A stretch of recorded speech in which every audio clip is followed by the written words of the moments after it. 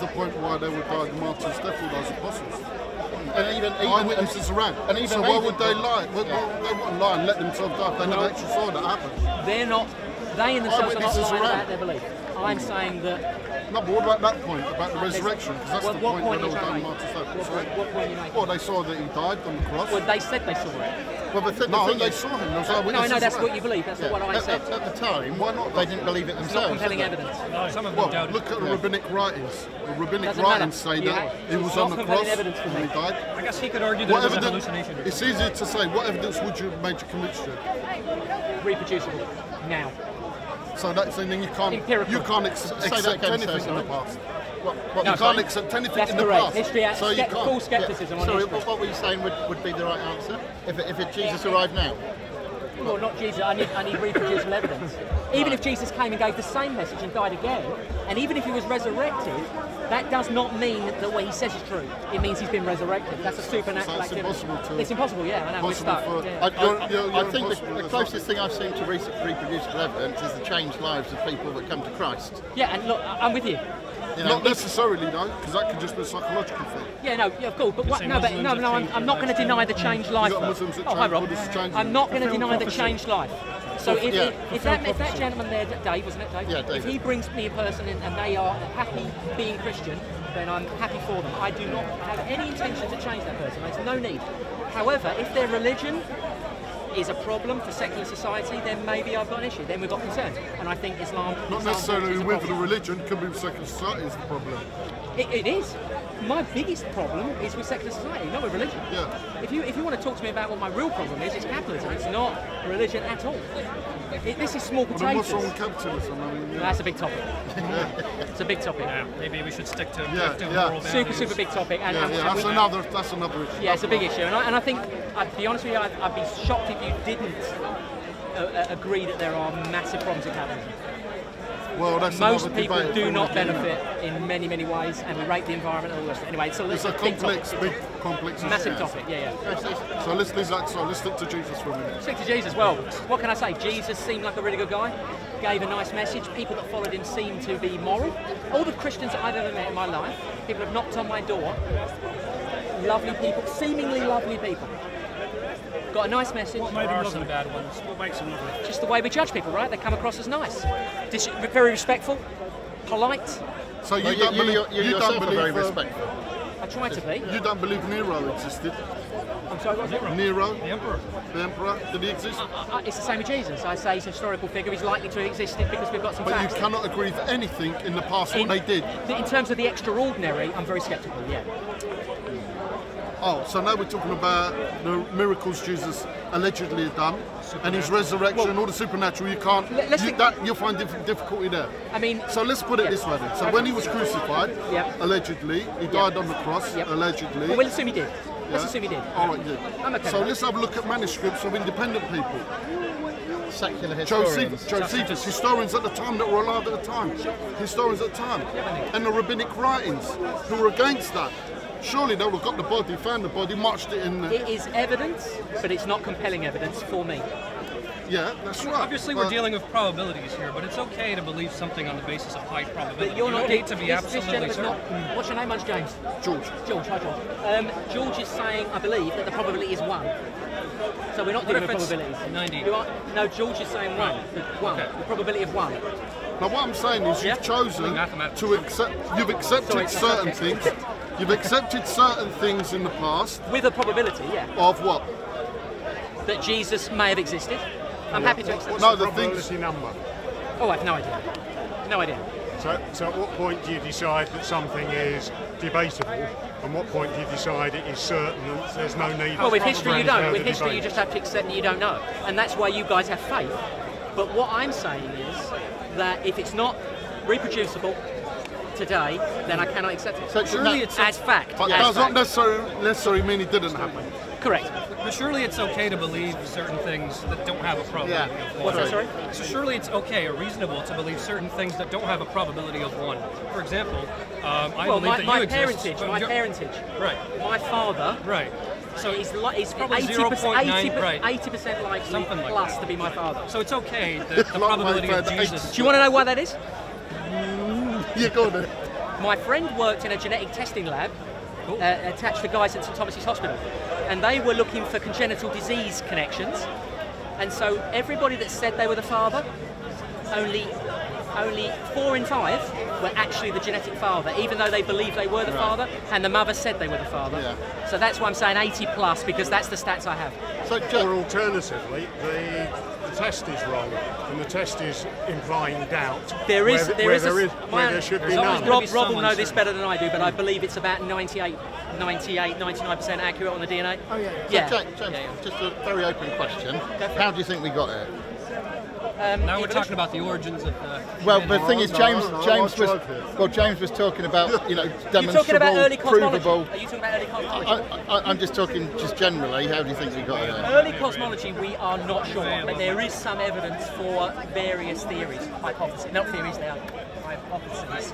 Because if it's a theory, then there's fact, but there's evidence. But we have some evidence of a multiverse. We have some evidence of potentially evidence of it. Jump in, Rob, if I'm speaking nonsense. There is some evidence of a universe that continuously collapses and expands, So it's whichever one you want to latch. I'm not a cosmologist. I'm not latching on. Sorry, probably moving further along in that chain. So once we've got the dust. Evolution, all that kind of stuff. Yeah, once we've got the dust, we come from crystals. Ultimately, dust forms crystals. Crystals mutate, and that's the early space. Where did the dust come from? But the big expansion. the thing is, all of the things you're saying you can't observe, and you're just saying you can only believe in something. What we do. There can only have been one Big Bang. No. Theories. No. Where did those gases come from? No, because this could have happened multiple times. It could have expanded and shrunk, expanded and shrunk. Yeah, where did the arguments of where did it actually come from? Where did it start? That Big Bang, who instigated that bang? Where did those gases? Nobody knows. We don't know. I think the point. Really, in this, we don't know everything 100%. I think the point I was trying to make. The only truth that is absolute is where we deal with mathematical truth. Right. So we can prove something is true or false. Not necessarily. Not necessarily. You believe in the language of mathematics and rationality. There's things which are irrational. It's the way it's defined. Anyway, that's not. There's things which are irrational that are also true as well. So you're happy with the idea of believing in things despite not having a probability of one? You're okay with it? No, It's got to be it. You see, the problem is we have to start. You can't just believe in mathematics. No, but what we do is, a I very don't like the word long belief because I think it's emotive. So I think we're better off using acceptance with regard to the probability. So we have to say we accept with regard to the probability. Right, so it's okay to accept certain things, sure, without having a probability of one. Correct. Okay. Well, so it's okay that the resurrection of Jesus you're not. have a probability of one. I think the point I would make is we'd probably have no problem at all with the probability that somebody made that cup. It didn't just arrive by itself. Somebody had to design that. You never know. There's always a small probability that it popped up just by itself. And there's a probability that maybe you're having a dream, and it's just a dream. It's here, exactly. So what I'm saying, and when we look around, It says 0.999 something like that. 0.9. What, that it was made? That it was No, that somebody had to design say it. it was one because it's right there. Well, we know it's made, but I'm talking about where it came from. It had to be designed. Once we go down that relative subjective stuff, we're into skepticism. We're lost. We might as well not talk specifics. So let's just, because all of science is based on the fact that we assume the universe exists. That's right. We assume that we can observe it and we can test it. If we can't do that, then we might as well not have a discussion. Yeah, I think as long as people label it as the theory of evolution, we can all. No, evolution is founded on compelling evidence. So you could say it's a theory, but that's supported by good evidence. Very strong evidence. I believe in evolution. Let's go back to where you were a moment or two ago. It's a theory. Who was there to observe it happen? Who is here now? We are here. Who is here now that can vouch that they saw it happening? Well, we're seeing evolution right now. Seeing. Yes, when we put antibiotics into our system, we can actually look at the way in which the bacteria evolves within our own system. That is actually one of the proofs of evolution. What does it turn out to be? You've got some bacteria at the beginning, and when it evolves, what have you got after it? Evolved bacteria, selected bacteria. In other words, you haven't got a dog or a cat or a rabbit. Stronger bacteria. Exactly. And in Darwin's finches, you started with finches and you ended up with finches. Same species. We have a fossil record, and we can carbon date the rocks so we know when those animals exist. Well, I think two things there. I think most paleontologists would agree it's a punctuated fossil record. It's got bits missing. It's what's known as discrete. Right. But also, well, I think we'd probably differ on the validity of carbon dating in certain areas. I'm happy with evolution. I mean, the Muslims are actually happy. You can be a Christian and believe in it. Right, so the Adam and Eve is like a metaphor. Yeah, I mean, that's what the church fathers believe. Many of them, anyway.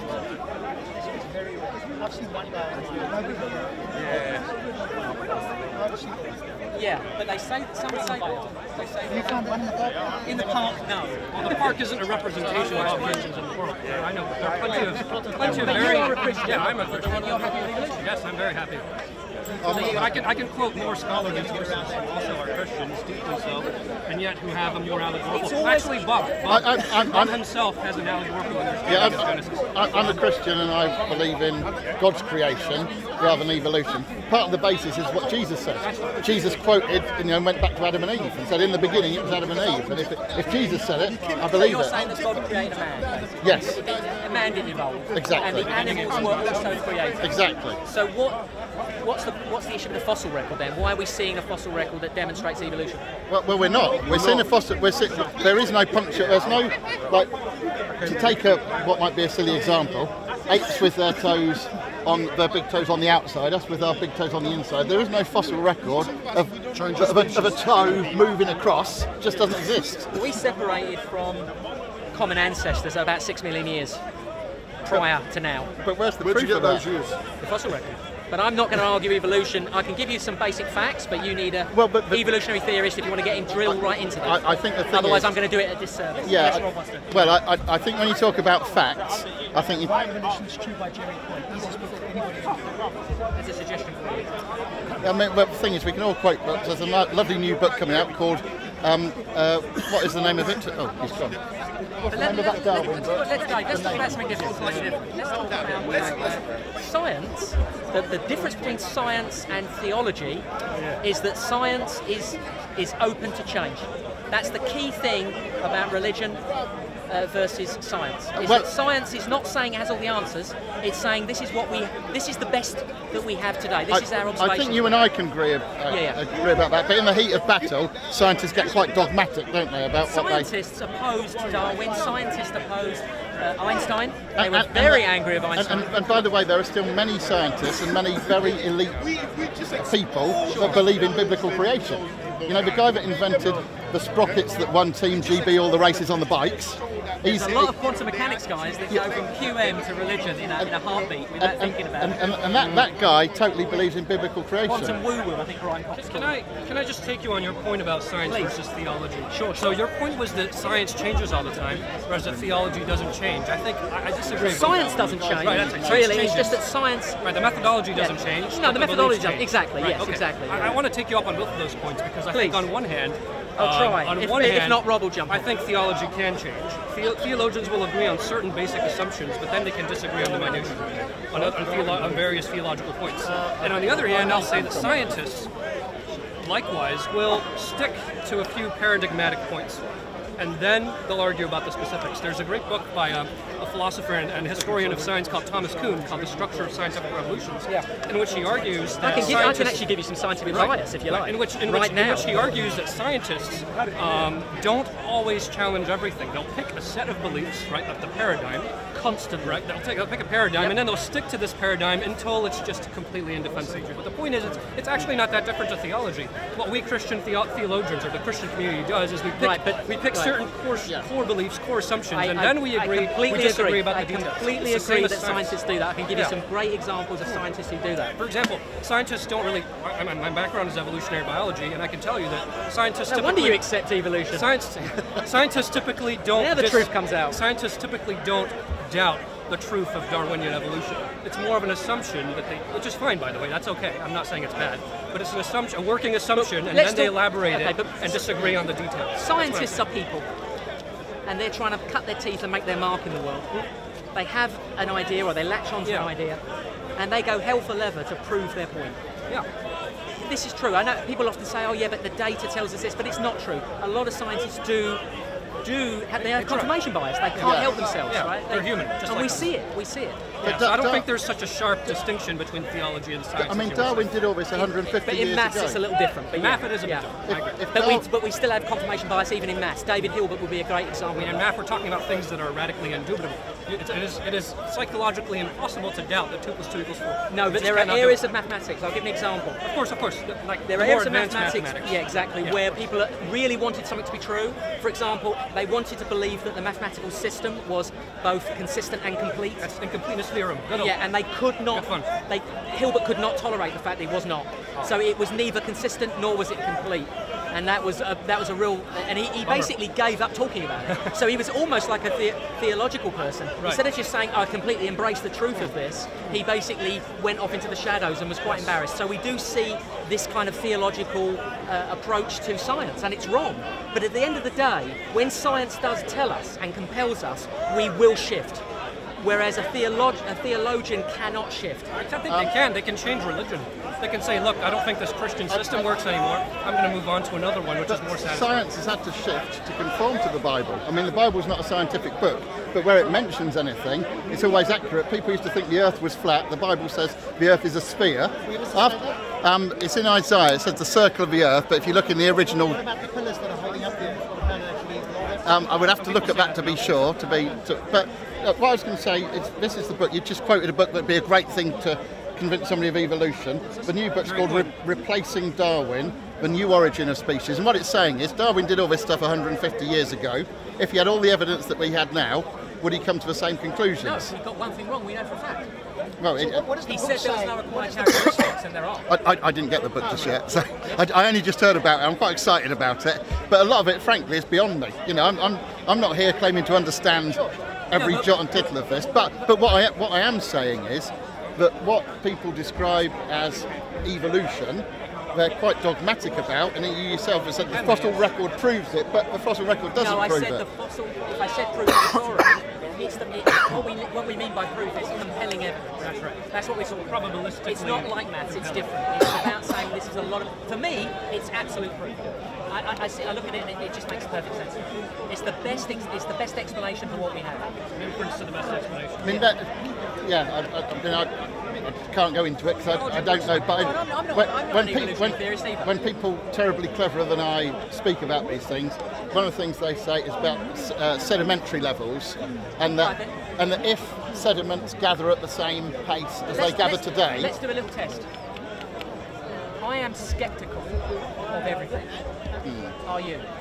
I am. I would say So you're that I sceptical about your Bible. have a healthy scepticism, and So I you're think it's sceptical about your Bible. yeah. I would say it's very important to know why. Just to complete. Doesn't mean to say you disbelieve. Yeah, This just is where you're going just to with complete the that. sentence. No, I'm not trying to debate. I'm just No. asking you, because that's a fundamental difference between a lot of religious people here, is they're not sceptical. No, I'm sceptical. I think it's very important to know why you believe what you believe. Yeah. And so I'll talk to other Christians in a friendly way, not in a nasty Sure. way, but you know, when people have different beliefs Well, I think about we've been things. friendly. We've all been friendly Yes, here. yeah, we I have. wasn't trying to push him down a route. I wasn't No, going no, there. If he believes it, This I'm is an fine with intelligent that. conversation. Yeah. This is so rare in Speaker's Corner. And An intelligence conversation. yeah, where I think there's trouble is people claiming things about the theory of evolution and about the fossil record that actually don't stand up. School textbooks from years ago might say they stand up, but school textbooks from years ago show a little picture of a little embryo thing, you know, which was provably made up. I think it was Heinkel or somebody that did that, and so these things kind of seek into the ether, and people absorb them and take them as It sounds facts. as if you and I are not, we're on the same page. That's In just what other I was words, when saying. something comes along that demonstrates that what we knew was time is not a constant. It comes along and we just have to change. I wasn't around then, but I would have had to have changed, and you would have had to too because you're a skeptic like me. So I think we're on the same page. I think we are. However, we're at the same page in many ways. But where I find that we're not on the same page, I wish you. Is objective morality? Is that what? Yes. Back to where we started. Well, Right the way back to the beginning. Objective morality. yeah, I guess it's looking at the same evidence and drawing different conclusions is where we are. See, whereas you would say, well, you might say this, but some people say, Christian this morning said, I've got God in me. I would say that you have innate objective morality in you. So actually, there's not a lot of difference. So you have a kind of conscience which intuitively tells I'm you saying what's right I and what's wrong. evolved to have Right. an objective morality. Here's the problem, though. Evolution could have given you a moral sense which tells you that infanticide is okay. Yes, but it could have done that. It could have done that. Would we have survived? Actually, As we could have. social creatures. We could have. For example, if we Indian killed our langurs own do it, children- chimpanzees do, as our closest living relatives, they do that. The Aborigines, they were Aborigine tribe that ate their babies. Right. Right, so they had abortions after they were delivered. Yeah, and I'm sure they thought it was very intuitive that, it's okay to do that. But the point is, infanticide can be a reproductive strategy, because if you kill the babies of your competitor, you select. you are, Oh, I see, exactly, yeah. you are promoting your own reproductive outcome. Right. My question to you But then is, it how wouldn't do be. you But trust... then it wouldn't be objective. It would be subjective. Right, but how do you trust a process which could have given you, which could easily have given you a moral sense which tells you that it's okay to kill babies? Let me give you a little example. Listen, I hate to come back to it, but we always end up coming back to Hitler. So let me give you a Hitler example. That's the, what is it, the Godwin point of the conversation? Always comes back to Hitler. I think That's Stephen right, Fry everything said, comes once back it to comes back to Hitler. Hitler, Always about Hitler. the conversation's over, but hopefully this is sensible. Yeah. The Nazis killed millions of people and they instigated this process. Yeah. And yet, if they were morally on the high ground with this process, why did they hide it from their own people? Why did they cover it up? Why did they have to employ people that they needed to get drunk to do it? Why did Himmler, when he got a splash of blood on his face, feel physically ill? No one could do it, and even after the final solution, once they realised that they'd lost, they destroyed the evidence of what they were doing. What does that tell you about their morality?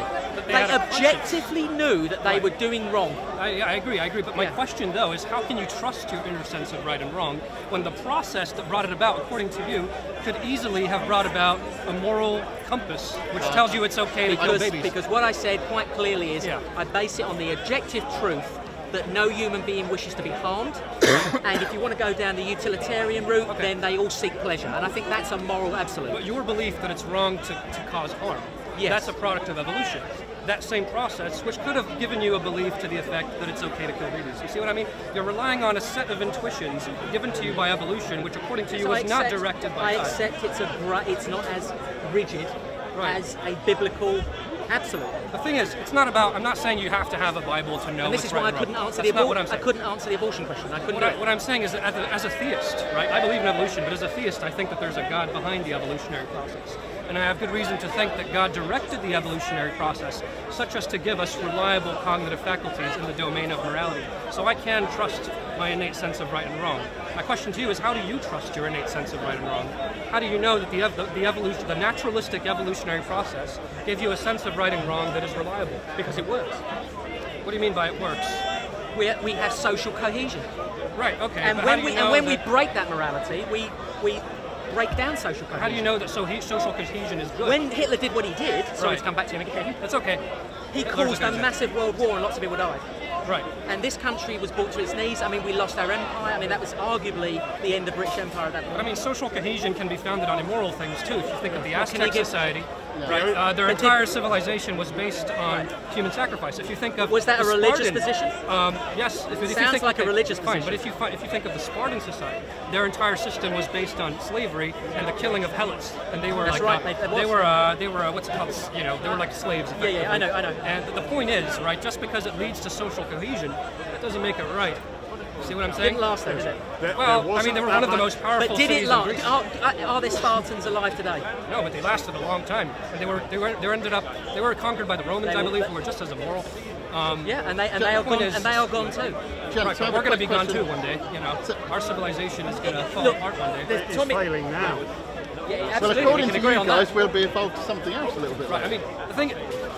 It's a very slow process. Yeah, since you both are declared believers in the theory of evolution, I do have one question. Okay, that's and the a good question is, what is the evolutionary purpose of listening to music and competitive sport? Okay.